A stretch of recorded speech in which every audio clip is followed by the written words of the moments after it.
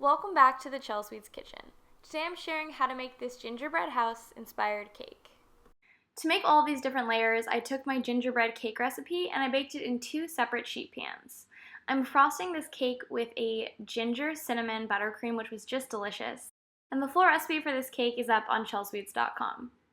So once my layers were stacked, I also added on a few different rectangles to the front of the house to create a nice little entryway. I smoothed some of the overhanging frosting towards the upper part of the cake, and I then used a serrated knife to trim away the layers to help make a more defined roof. And for each of these steps, I'm being very careful. Usually I like to chill my cake layers a lot before assembling a cake, but for this one I used my cake layers at room temperature just because there was going to be so much building, and my cake also did not fit in the freezer.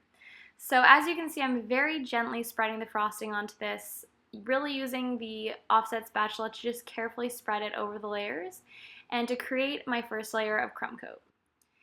I did my best job that I could with my offset spatula, and then I used my bench scraper to smooth out the sides. I chilled the cake in the fridge for about 20 minutes until the crumb coat had firmed up, and I then began to add on my second layer of frosting using a molasses buttercream.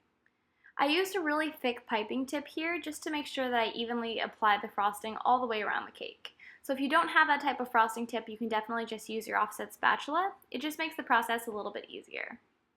So again, I worked this all the way around the cake, trying to get a nice even layer. And after I'd used my small offset spatula to the best of its ability, I used my bench scraper again.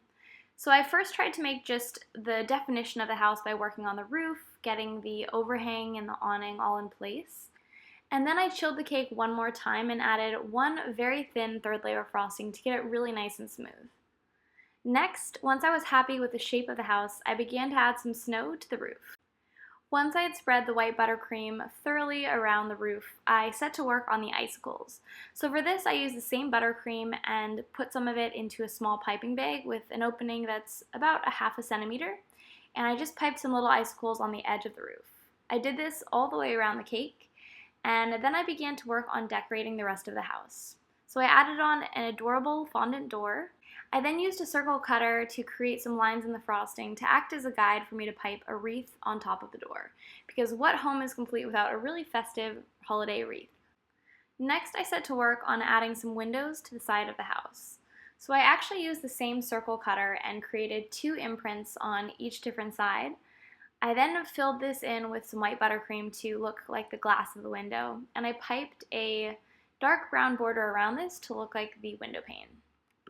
Next, I set to work on adding some windows to the side and the back of the house as well. So I wanted these windows to be square because I wanted to add some actual shutters to them. So I filled in my square outline with some white buttercream, added a little bit of extra tan buttercream to secure my shutters, and then I piped a border along the window. So don't worry if your window pane frosting isn't perfectly smooth, because by piping that border around your window, you're not going to be able to tell. So once I had made sure that the snow was complete on the back side of my house, I also added some windows to the other side, and then set to work adding my chimney. So I used some red fondant for this, and I used a toothpick to create the illusion of some bricks. And once my chimney was in place, I piped some green buttercream around the base of my house. I wanted to just add another little pop of color before adding on my buttercream snow. So for this, if you wanted to, you could totally add some shredded coconut, or you could really get creative with it. But I decided just to stick with buttercream since I didn't add coconut to the top roof of my cake, and I thought it'd be strange if the snow was suddenly coconut on the ground but not on the roof.